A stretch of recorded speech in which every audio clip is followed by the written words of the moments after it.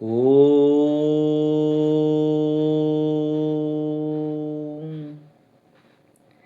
नमस्ते वास्तु पुरुष भूसज्या भूरत्व प्रभो मद्गृह धनधन्यादि समृद्धि कुरु सर्वदा। आपण माने सदा सर्वदा आपणक गृहरे यही मंत्र को यदि आपण पाठन करुचंदी प्रत्येक दिन सकाळे 108 थर मिनिमम 108 थर जदि आपण पाठन करुचंती आपणक गृहरे समस्त वास्तुदोष को निराकरण सहित आपण गृहरे सुख शांति मध्य फेरी आसे। प्रत्येक दिन सुगंधित धूपकाठी झुणा लगे ये मंत्र को पाठन करंतु निश्चिंत रूपे आपणक गृहरे समस्त वास्तुदोष को काटिबो वास्तुदोष को निवारण मध्य करिवो। आमे जिबा आजी बहुत व्यक्ति विशेष मानकर प्रत्येक दिन आमे वास्तु टिप्स दौचु वास्तु वर्णित करुचु गृहर वास्तु अनुसार आमे समस्त वर्णना करुचु यूट्यूब माध्यम रे समस्त को आमे प्रदान करुचु वास्तु अनुसार गृह किपरि भाव निर्माण करिवे आपण गृहरे कौ जगार कौ स्थान रे कौन कौन आपण निर्माण करिवे सीढ़ी घर कोठी करिवे ठाकुर घर कोठी करिवे आपण रोषशाला कोठी करिवे किंबा आपण गृहर मुख्य व्यक्तिंकर गृह कोठी निर्माण करिवे आपणकर पायखाना कोठी करिवे लैट्रिन टांकी सेफ्टी टांकी ए सब करिवे। आ किछि व्यक्ति विशेष माने जिज्ञासा करछंती बहुत लोक माने जिज्ञासा कर प्रत्येक दिन हमकु प्रश्न आसुची प्रश्न पचारुछंती फोन माध्यम रे कमेंट्स माध्यम रे मते प्रश्न पचारुछंती। तो काली अत्यधिक आमको प्रश्न आसी तो आपण आम गृहरे पानी टांकी केउ स्थान रे करबा बहुत वास्तुविद माने पानी टांकी संपूर्ण सठिक निरूपण करी कहउचंती किछु किछि वास्तुविद माने निर्भुल नहीं भूल स्थान निरूपण करने कारण बहुत समस्या भोग करुचंती व्यक्ति विशेष माने। तो से कारण आमको यहाँ प्रश्न आसी पचारि बहुत व्यक्ति विशेष माने से कारण आज मु टॉपिक रखी आज वास्तु कार्यक्रम मु टॉपिक रखी आपणक गृहर ओभर टांकी छात उपरे पानी टांकी केउ स्थान रे कले आपणक गृह पई सुख समृद्धि आसे एवं आपण गृह रे शांति मध्य फेरी आसे। जल होची आपणकर जीवन जल द्वारा आपणकर मनुष्य जीवन पाए से जल को केउ स्थान रे रखिबे पूर्व आम जानिबा पूर्व आम प्रथमे आमर ये सप्तऋषि दिव्य दर्शन संस्थान चैनल को यही वास्तु दर्शन प्रतिकार परिसर को मु आपन को स्वागत करछि ज्योतिर्विद एवं वास्तुविद हरस कुमार साहू। आमर ये सप्तऋषि दिव्य दर्शन संस्थान चैनल को प्रथमे सब्सक्राइब करंतु। आमर वास्तु दर्शन प्रतिकार परिसर को आपण आछंती प्रथम कर जदि आसीसंती ताहले आपण आम ये सप्तऋषि दिव्य दर्शन संस्थान चैनल को सब्सक्राइब करंतु लाइक शेयर करंतु छोटिया मोटिया कमेंट दिंतु आपण प्रश्न जिज्ञासा करंतु आपनकर प्रश्नर उत्तर आमे निश्चिंत रूपे समय देबु आपन को उत्तर मध्य देबु। आज रही जिज्ञासा रही बहुत व्यक्ति विशेष माने प्रश्न रही तो आमे पानी टांकी केउ स्थान रे करबा तार सर्विशेष विस्तृत भाव रे आमे आलोचना करबा। आपण जानि नियंतु आपण गृह रे पानी टांकी केउंट करिवे। आमे देखिबा प्रथमे जदि जलर उत्स जल जो आपन को उद्भावन हुए जल जो आसे सेटा होची आम ईशान्य कोण रे आमे जल माने उत्स आमे जल सेठी बाहर करि परिबा सेठी ट्यूबवेल करि परिबा कूଅ खनन करि परिबा बोरवेल करि परिबा आपन जलर सोपानटा सेठु प्रस्तुत करि परिबा सेठु आमे बाहर करि परिबा। किंतु ईशान्य कोण जोटा माने नॉर्थ ईस्ट 45 डिग्री सेटा होची देवता बृहस्पतिंकर स्थान जल सेठी आसे जल होची मुख वास्तु पुरुषों को जदि आमे चित्रित करिबा वास्तु पुरुषंकर मुंड थाए बा मस्तिष्क थाए होची ईशान्य दिशा रे पाद थाए होची आपनकर नैऋत्य दिशा रे जोटा कि south west corner north east रे आपनकर ईशान्य दिशा रे थाए आपनकर वास्तु पुरुषंकर मस्तिष्क थाए एवं पाद दर्शन थाए होची आपनकर नैऋत्य दिशा रे साउथ वेस्ट कॉर्नर रे से कारण आपनकर मुंड पाखर पाटीटा सब परिष्कार रखा जाए पाद जदि अलिया जगह आपन थौचंती किछि असुविधा नहीं आपन चालुचंती सब रास्ता घाट रे चालुचंती अलिया स्थान रे चालुचंती किंतु मुख को आपन परिष्कार सब करचंती सकाळ जतले आपन उठुचंती आपनकर मुख को आपन धोत्य करचंती आपन परिष्कार करचंती ଦନ୍ତମର୍ଜନ କରୁଛନ୍ତି, ସେ କାରଣରୁ ଆପଣଙ୍କର ମୁହଁକୁ ସବୁବେଳେ ପାଇଁ ଆପଣ କ୍ରିମ୍ ଆପଣ ସାବୁନ ଲଗେଇକି ଆପଣ ସଫା କରୁଛନ୍ତି ସବୁଦିନ ଆପଣ ସୁନ୍ଦର ହେବା ପାଇଁ। ଆପଣ ନାରୀମାନେ ମହିଳାମାନେ ହୁଅନ୍ତୁ କି ପୁରୁଷମାନେ ହୁଅନ୍ତୁ, ସୁନ୍ଦର ହେବା ପାଇଁ ଆପଣ ସବୁବେଳେ କ୍ରିମ୍ ସାବୁନ ଏସବୁ ଲଗାଉଛନ୍ତି। ଯେମିତି ଆପଣ ମୁଖକୁ ସଫା କରୁଛନ୍ତି, ଆପଣ ପାଟିର ଗହରକୁ ଆପଣ ସଫା କରୁଛନ୍ତି, ସେଇଭଳି ଭାବରେ ବାସ୍ତୁ ପୁରୁଷଙ୍କର ମସ୍ତିଷ୍କକୁ ମଧ୍ୟ ସଫା କରୁଛନ୍ତି, ଫେସ୍କୁ ସଫା କରୁଛନ୍ତି। ତ ଆପଣଙ୍କର ମୁଖରୁ ପାଣିଟା ସେ ନିଷ୍କାସିତ ହୁଏ, ପାଣି ଆସେ, ବୋରେଲରେ ଆପଣ କୂଅ ଖନ୍ଦନ କରିପାରିବେ, ପାଣିର ଉତ୍ସ ମଧ୍ୟ ସେଠି ପ୍ରସ୍ତୁତ କରିପାରିବେ। କିନ୍ତୁ ଯଦି ଆମେ ଓଭରହେଡ୍ ଟାଙ୍କି କଥା କହିବା, ବହୁତ ଲୋକ ବହୁତ ବ୍ୟକ୍ତିବିଶେଷ ମାନେ ଯେତେବେଳେ ଘର ନିର୍ମାଣ କରନ୍ତି, ବୋରେଲଟା ଯେତେବେଳେ ଆପଣ ଅଶାନ୍ୟ ଦିଶାରେ କରନ୍ତି, ତ ସେଇ ସମୟରେ କ'ଣ କରନ୍ତି, ତାଙ୍କୁ ସୁବିଧା ହେବା ପାଇଁ ତ କ'ଣ କରନ୍ତି ନା ସେଇ ଛାତ ଉପରେ ସେଇ ଅଶାନ୍ୟ ଦିଶାରେ କରି ଓଭରହେଡ୍ ଟାଙ୍କି ମାନେ ପାଣି ଟାଙ୍କିର ଉତ୍ସଟାକୁ ରଖିଦିଅନ୍ତି। ଯେତେବେଳେ ମସ୍ତିଷ୍କ ଉପରେ ପାଣି ଟାଙ୍କିଟାକୁ ରଖିବେ ବାସ୍ତୁ ପୁରୁଷଙ୍କର, ତ ବୃହସ୍ପତିଙ୍କର ଯେତେବେଳେ ବୃହସ୍ପତି ଦେବଗୁରୁ ବିଷ୍ଣୁ ଅବତାର, ସିଏ ଆପଣଙ୍କ ଘରେ ଆଧ୍ୟାତ୍ମିକ ସ୍ପିରିଚୁଆଲ ଏନର୍ଜି ଦିଅନ୍ତି। ସିଏ ଯେତେବେଳେ ଆପଣଙ୍କୁ ବୁଦ୍ଧି ବିବେକ ଦିଅନ୍ତି, ଆଗକୁ ବଢ଼ିବାର ସୋପାନ ଆପଣଙ୍କୁ ସବୁବେଳେ ପାଇଁ ଅଗ୍ରଗତି କରିବାର, ଆପଣଙ୍କୁ ଉନ୍ନତି କରିବାର ସବୁବେଳେ ବୁଦ୍ଧି ଖଟେ, ଦିମାଗ ଖଟେ ଆପଣଙ୍କୁ ଆଗକୁ ବଢ଼ାନ୍ତି। ଯେଉଁ ବାସ୍ତୁ ପୁରୁଷ ଆପଣଙ୍କ ଘରରେ ଉନ୍ନତି ସୃଷ୍ଟି କରନ୍ତି, ଧନଧାନ୍ୟର ବୃଦ୍ଧି କରନ୍ତି, ଯେତେବେଳେ ତାଙ୍କ ମୁଣ୍ଡ ଉପରେ ଯେତେବେଳେ ଆପଣ ଭାରି ଜିନିଷଟିକୁ ରଖି ଦେଉଛନ୍ତି, ତ ସେ ଆଗକୁ ବେଶୀ ବାଟ ଚାଲିପାରିବେନି। ଆଗକୁ ଗଲେ ତାଙ୍କ ଥକିଯିବେ କି ତାଙ୍କର ବୁଦ୍ଧି ବିବେକରେ ଶୂନ୍ୟତା ହେଇଯିବ, ତାଙ୍କର ଆଗକୁ ଚିନ୍ତା କରିବାର ଶକ୍ତି କମିଯିବ, ତାଙ୍କୁ ସେ ଘରରେ ଯେକୌଣସି ବ୍ୟକ୍ତି ରହୁଥିବେ ଆଗକୁ ବଢ଼ିବାର ସୋପାନ ବନ୍ଦ ହେଇଯିବ, ପଥରୋଧ ହେଇଯିବ, ପେଣ୍ଡିଂ ହେଇଯିବ, ସମସ୍ତ କାର୍ଯ୍ୟ ଅଧୁରା ହେଇକି ପଡ଼ିକି ରହିବ, ସମସ୍ତ କାର୍ଯ୍ୟରେ ବିଘ୍ନ ହେବ। ତ ସେ କାରଣରୁ ଆପଣ ଯେଉଁ ଜଳର ଉତ୍ସ, ପ୍ରଥମେ ଯଦି ଆମେ ଦେଖିବା, ଜଳର ଉତ୍ସ ହେଉଛନ୍ତି, ଜଳ ହେଉଛି ମଣିଷର ଜୀବନ। ଜୀବନ କହିଲେ ଜୀବନ ବିନ୍ଦୁ କହିଲେ ଜଳ, ଜଳ ବିହୁନେ ଆପଣଙ୍କ ସୃଷ୍ଟିନାଶ, ଜଳ ବହୁଳେ ମଧ୍ୟ ସୃଷ୍ଟିନାଶ। ଯଦି ଆପଣ ଜଳ, ଆପଣ 70% ଜଳ ହେଉଛି ଆପଣଙ୍କ ଶରୀରରେ, ହେଉଛି ମନୁଷ୍ୟ ଶରୀରରେ 70% ଜଳ। ଇଏ ପୃଥିବୀ ପୃଷ୍ଠରେ ଯଦି ଦେଖିବା, ଆପଣଙ୍କର 70% ହେଉଛନ୍ତି ଜଳ, 30% ଆଜ୍ଞା ସ୍ଥଳ। ସେଇଭଳି ଭାବରେ ଆମ ଶରୀରରେ 70% ଜଳ, 30% ହେଉଛି ଆଜ୍ଞା ଆପଣଙ୍କ ଶରୀରର ମାଂସ ହାଡ଼ ଏସବୁ ରହିଛି, କିନ୍ତୁ ଜଳ ହେଉଛି 70% ରହିଛି।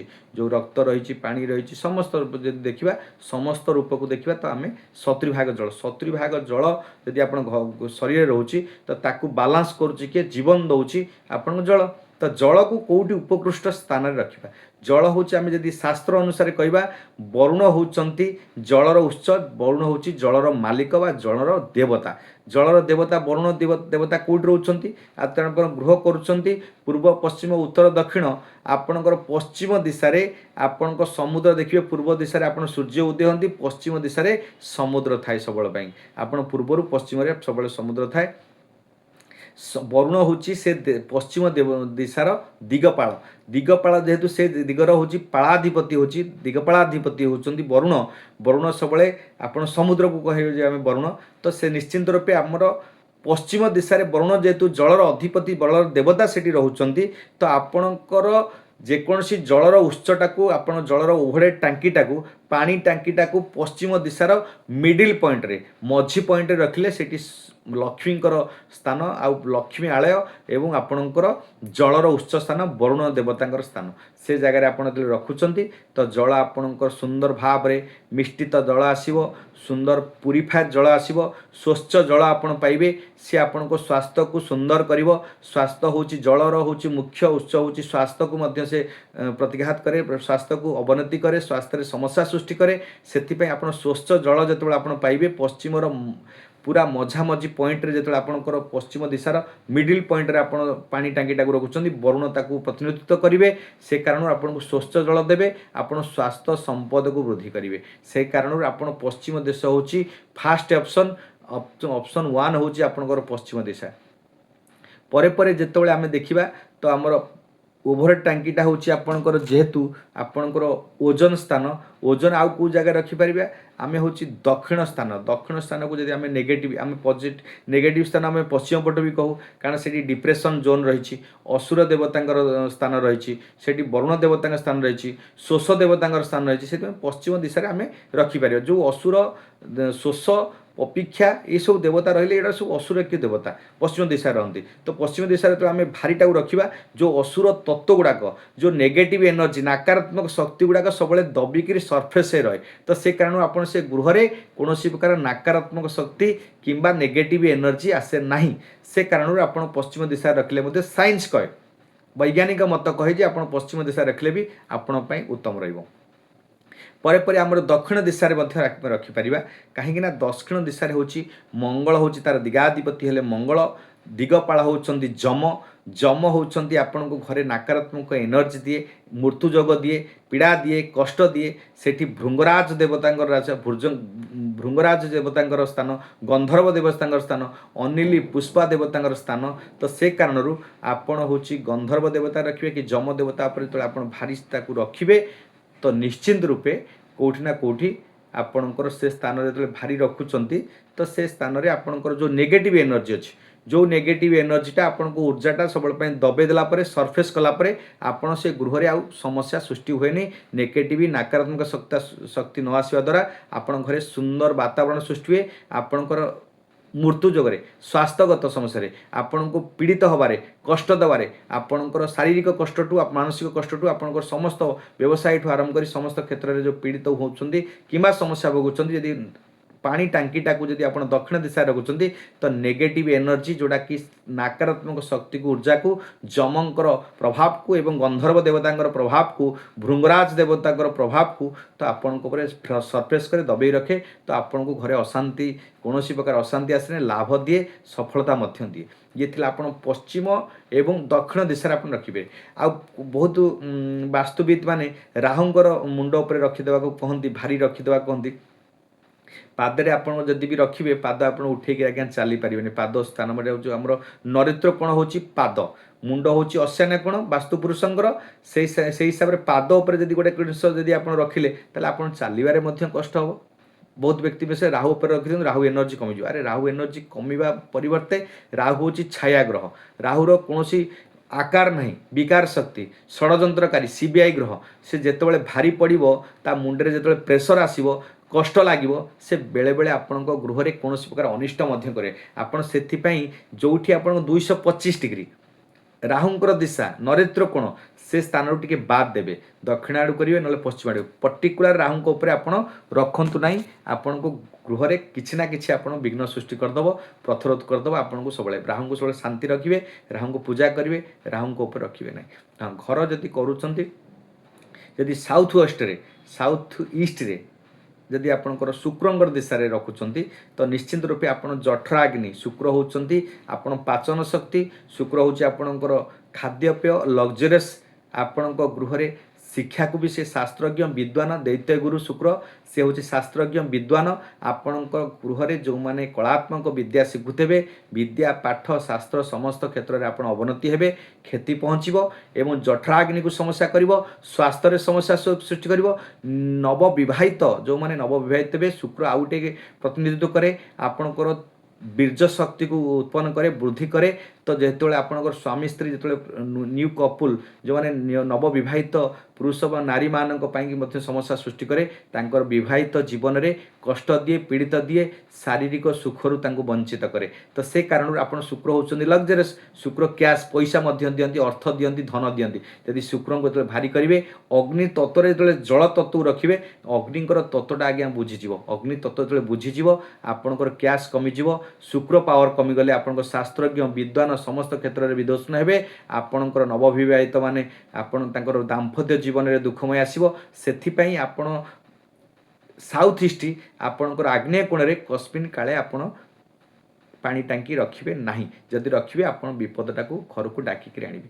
ପର ମୁହୂର୍ତ୍ତରେ ଆମେ ଯିବା ଯେଉଁ ଅଶାନ୍ୟ କୋଣ କଥା କହୁଛି, ଅଶାନ୍ୟ କୋଣରେ ସୁବିଧା ହୁଏ କାରଣ ବୋରିଂଟା ସେଇଠି ଥାଏ, ତାରି ଉପରେ ରଖିଦିଅନ୍ତି ଟାଙ୍କି। ମସ୍ତିଷ୍କ ଉପରେ ରଖିଲେ ଆପଣ ଚାଲିପାରିବେନି, ରୋଗବାଧି ପଡ଼ିବ, ଆପଣଙ୍କର ଗୃହରେ କୌଣସି ପ୍ରକାର ଉନ୍ନତି ଯୋଗ ଦେଖେଇବ ନାହିଁ। ଆପଣ ସ୍ୱାସ୍ଥ୍ୟଗତ ସମସ୍ୟା ସୃଷ୍ଟି ହେବ, ପୀଡ଼ା ପାଇବେ, କଷ୍ଟ ପାଇବେ। ମନ ଯେତେବେଳେ ଅଶାନ୍ତି ରହିବ, ଆପଣ ଦେଖନ୍ତୁ ବହୁତ ଲୋକ ଅଛନ୍ତି ମନ ଅଶାନ୍ତି ରହିବ, ନିଦ୍ର ହେବନି।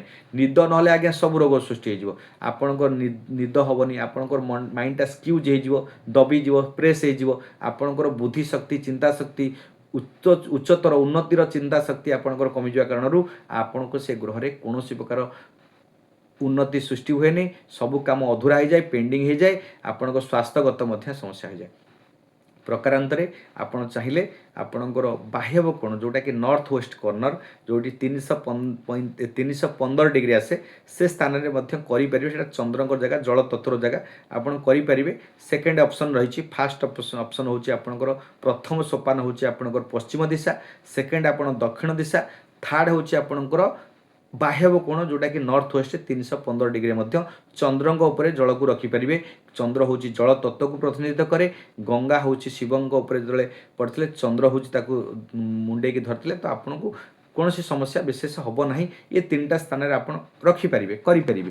ये हूँ आपणकर पानी टांकी जदि आप गृह निश्चित रूपे आपन को समस्या दूरीभूत हम, समस्त कार्य आप सफलता करेंगे। आपड़ सब आप जो छात कर छातटा परिष्कार करूँ। आपन छात हूँ आप शरीर जेहेतु मुंड तो आपन से मुंडटा सब परिष्कार करूँ। पानी जो आप देखिए अत्यधिक देखिए पानी टांकी जोटी करेंगे टांकी टैप लगे टैप पर देखिए प्रत्येक समय लिकेज होकर थोप थोप होकर पानी बहुव से जो घरे पानी जदि से टैप रु बहुव सेटा हूँ अर्थ संकटर बाधक सृष्टि करे। आपण आर्थिक अनटन सृष्टि हम, आपण अर्थरे बाधक सृष्टि हम, कौटना कौटी आपणकर गृह अर्थ संकट बा कारण आपणकर सदा सर्वदा आपणकर पैसार संकट पड़ो। आपण पाखे जेकोसी कार्य करेंगे से आर्थिक स्थिति खराब, जिते पैसा आसले भी आपको अंटिब नहीं कि आपंकर कौन प्रकार बरकत हेनी, बद खर्च बद बढ़ीज तो अଯଥା खर्च आप बढ़ीज, आपणकर पैसार ठीक यूटिलाइज हेनी मैंने से उपयोग हेनी, से मैंने भल सुंदर भाव में उपयोग नवा कारण आपण घरे दुख दुर्दशा बढ़ो। ये थिला टांकीर कथा मुझे कहली। टांकी आप कला बेले सब बेले ध्यान देवे क्यों स्थान में आप कले आपण बेटर भल आपण घरे सुख समृद्धि सृष्टि हो। छातटा हूँ आपणकर घर मुंड ताकू सफा रखु एवं टांकी गुड़ाक ओजन स्थान ओजन जेहेतु ओजन गुड़ाक आपणकर नकारात्मक शक्ति उपर थोई दिंतु। से नकारात्मक शक्ति को माने वृद्धि अवनति कर वृद्धि अभिवृद्धि को आपणकर कमे दब, प्रेस करदब, सरफेस करदब। से आप पश्चिम दक्षिण दिशा रखिए एवं उत्तर पश्चिम दिशा में आप रखिपारे पानी टांकी। ये थिला हूँ आज पानी टांकीर विषय कथा। पर आम जा सीढ़ी कथा मुझे आलोचना कर सारी, आपणकर सेफ्टी टांकी कथा आलोचना करी एवं आपण गृह आसवाब पत्र आप गडरेज रखुंट, आलमारी धन रत्न अलंकार रखुंट तार मुख कौट रखिए, आपण टीवीटा रखुंट आपड़ कौ पटू बस रखिए, सोफा कौट रखिए, आप वाशिंग मेसीन कौट रखिए, आपण मिरर घर मिरर कौट रखिए, आप बेसिन कौट रखिए, प्यान कर लाट्रिन कर तार प्यान पछ कौट रही बैक साइडटा कौट रही फ्रंट कौट रही आपड़ कौ मुख होकर आपणकर पायखाना कला बेले कौ मुख होकर बसवा दरकार सेटा भी आपको बहुत इंपोर्टाट जिनस अच्छी। यही सब जिन को कौन वास्तुवाला एत डीपली क्लीयर कहती ना से समस्या भोगती। मिस्त्री जमी सुविधा करती तार भी वास्तु उपर बहुत इफेक्ट अच्छी। घर उन्नति प्रतिरोध करें बहुत बाधक सृष्टि करें बहुत कारण अच्छी तार अच्छी जेहेतु से आम ध्यान दवा छोट छोट कथा को नहीं ध्यान देवा। लाइट स्विच बोर्ड आप कौटी लगे आपण गृहर मुख्य लोक अन्य जहाँ भी आपणकर ग्राइंडर अच्छी आपणकर घरे फ्रिज अच्छी आपणकर वाशिंग मेसीन अच्छी आपण एनी आपणकर जेकोसी हिट जिनस गुड़ा आप कौट रखिए। ठाकुर घरे केते जिनस आप रखिपारे, ठाकुर कौ जिनस रखिपारे, उत्तर दिशा आपणकर पूर्व दिशा कौन जिनस आप रखिपारे, जहाँ भी आप आसबाब सामग्री अच्छी द्रव्य अच्छी ताको केउं स्थान में रखिए। आपणकर गृहर जो मटका रखुंट टॉयलेट करुँच आपड़ एमती विभिन्न सब समस्या अच्छी, टॉयलेट अच्छी, स्टेयरकेस अच्छी, आपणकर मटका अच्छी, एमती आपणकर समस्त जिनस को आप कौ स्थान शू स्टाण्ड आपणकर चपल स्टाण्ड कौट रखिए। तो आपणकर ओभर टैंकी आप ग्राउंड स्टोरेज आपणकर बोरवेल कौट रखिए। ये सब बहुत जिनस इंपोर्टाट अच्छी। तार संपूर्ण रूप में पॉइंट पॉइंट पॉइंट प्रत्येक दिन गोटे गोटे टॉपिक आप आलोचना करवा। प्रथम आम ये चैनल को प्रथम आप सब्सक्राइब करूँ, सप्तऋषि दिव्य दर्शन संस्थान चैनल सब्सक्राइब करूँ। प्रत्येक दिन आपणकर वास्तु अनुसार टिप्स देवु आम आप शुणे श्रवण करेंगे जानवे से हिसाब से आप गृह कले आप कौन वास्तु को डाकी आप लक्षाधिक टंका खर्च कर कौन आवश्यकता पड़ो नहीं। आप निःशुल्क सेवा आप पाइपर। आम चैनल को प्रथम सब्सक्राइब करूँ सप्तऋषि दिव्य दर्शन संस्थान। प्रत्येक दिन आम वास्तु टिप्स दूँ, प्रत्येक दिन दैनिक राशिफल जनाऊँ एवं ग्रह नक्षत्र प्रभाव उपर आम जनाऊँ, ग्रह चलनी उपर आम जनाऊँ। तो आपंकर राशि उपरे कि आपणकर कुंडली उपरे आपणकर वास्तु उपरे गृहर वास्तु अनुसार ଆପଣ ସମସ୍ୟା ରହିବ। ଯଦି ଆପଣଙ୍କର ଅଶାନ୍ୟ କୋଣରେ ଆପଣ କସ୍ମିନ୍ କାଳେ ଆପଣ କରିଦେଇଛନ୍ତି, ଯେତେବେଳେ ଯଦି ଆପଣ କରିଦେଇଛନ୍ତି ଭୁଲରେ କିମ୍ବା ଅଗ୍ନି କୋଣରେ ଟାଙ୍କି ଆପଣ କରିଦେଇଛନ୍ତି, ତାର ପ୍ରତିକାର ମଧ୍ୟ କ'ଣ କରିବେ, ଆପଣ ପ୍ରତିକାର କରିବାକୁ ହେଲେ ସେ ସ୍ଥାନରୁ ଛାଡ଼ି ଆପଣ ଦକ୍ଷିଣ ପଟରେ ଆପଣ ସାଉଥ୍ ୱେଷ୍ଟ କର୍ଣ୍ଣର କିମ୍ବା ପଶ୍ଚିମ ଦିଶାକୁ କିଛି ଓଜନ ଜିନିଷ ଆପଣ ରଖିଦିଅନ୍ତୁ। ଓଜନ ଜିନିଷ ମାନେ ଆପଣ ଆଉ ଗୋଟେ ଟାଙ୍କି ଦେଇ କରିଦେଇଦିଅନ୍ତୁ କିମ୍ବା ଗୋଟେ ପାଣି କୁଣ୍ଡ କରି ଆପଣ ସେଠି ଥୋଇ ଦିଅନ୍ତୁ କି ଅନ୍ୟ କୌଣସି ଓଜନ ଜିନିଷ ଆପଣ ସେଠି ରଖନ୍ତୁ, ତ ସେଇଟା ବାଲାନ୍ସ ହେଇଯିବ।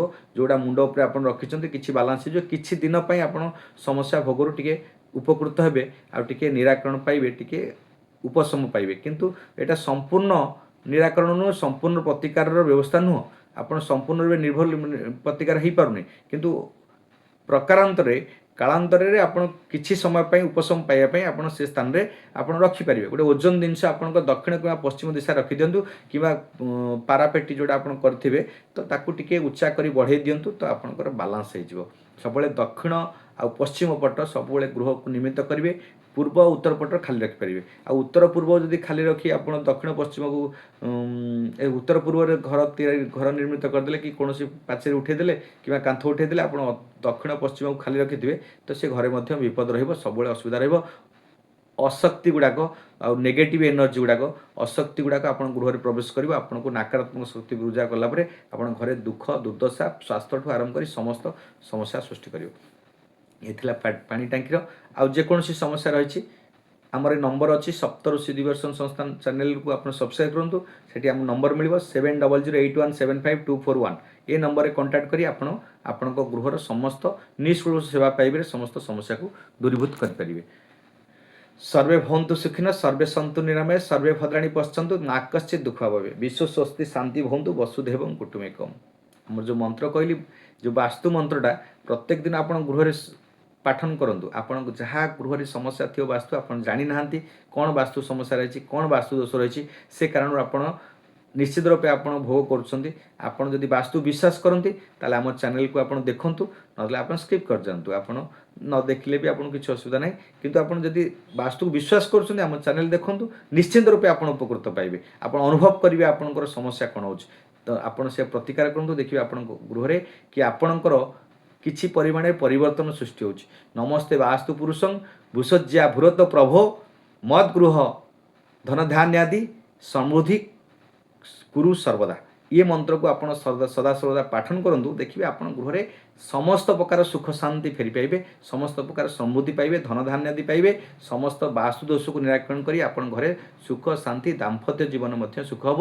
ବେପାର ବ୍ୟବସାୟ ବାଣିଜ୍ୟରେ ସମସ୍ତ କ୍ଷେତ୍ରରେ, ଚାକିରି କ୍ଷେତ୍ରରେ ପିଲାମାନଙ୍କ ସାଙ୍ଗରେ ସୁସମ୍ପର୍କ, ପିଲାମାନଙ୍କ ପାଠପଢ଼ାରେ ଅଗ୍ରଗତି ହେବ ଏବଂ ସମସ୍ତ କାର୍ଯ୍ୟ ସୁସମ୍ପାଦିତ, ସମସ୍ତ ପରିବାର ଭିତରେ ସୁସମ୍ପର୍କ ବୃଦ୍ଧି ହେବ, ସ୍ୱାମୀ ସ୍ତ୍ରୀରେ ସୁଖ ଦାମ୍ପତ୍ୟ ଜୀବନ ସୁଖମୟ ହେବ। ସମସ୍ତ କାର୍ଯ୍ୟ ଆପଣଙ୍କର ପିତା ମାତା ସାଙ୍ଗରେ ସୁସମ୍ପର୍କ ରହି ଆପଣଙ୍କର ସମସ୍ତ କାର୍ଯ୍ୟ ସଫଳତା ହେବେ।